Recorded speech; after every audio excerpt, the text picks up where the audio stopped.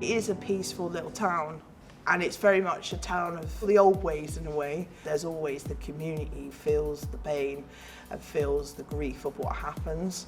And positively, if something good happens, everybody celebrates together with it. And this is really what this is. It's something good to celebrate something sad that happened.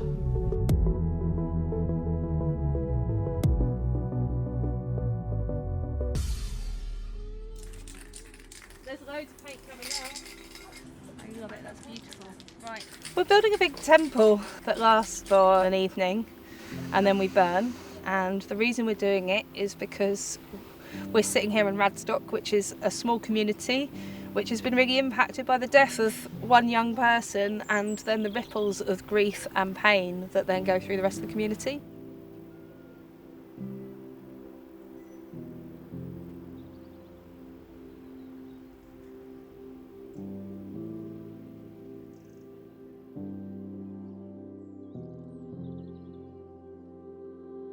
There are no words that exist to adequately convey the loss of my beloved son Charlie boy. His voice, his laughter, his love, the lack of him, the absence of him. That brutal act denied Charlie boy and I of the future we should have had together.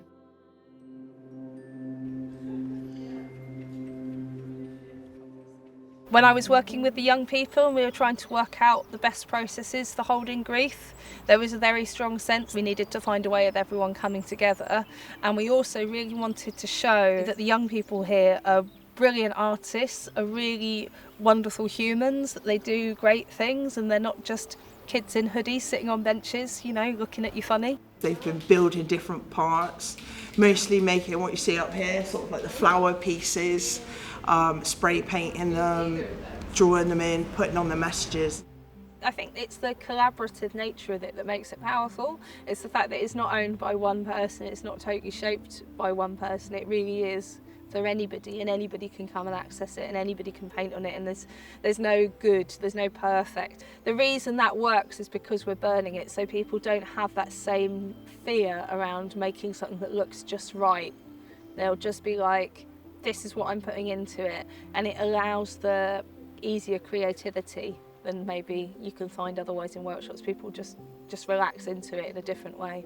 And that's the real key to all of this. You know, you think that art is just a decorative thing, but art can hold really big emotions and it can change lives.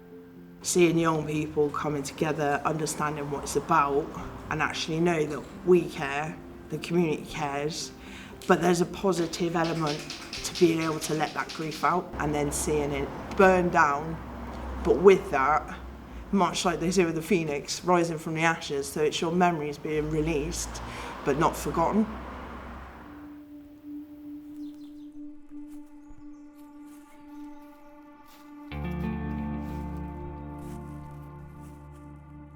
To my Charlie boy, my wild and free spirit, then to the elements be free, and fare thou well.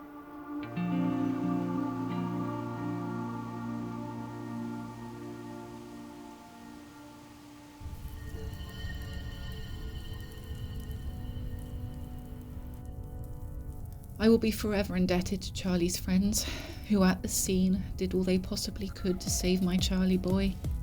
What trauma they must forever carry in their hearts and minds. I can only offer them my love. To all Charlie's friends, I promise that I will always be here for you should you ever need me, in the same way that Charlie had always been there for you.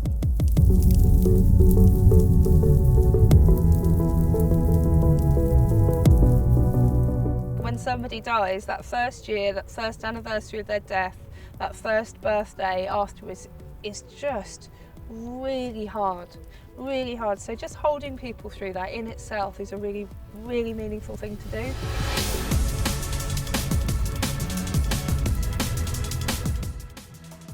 It was a project that we didn't know we needed, but very much you can see it was.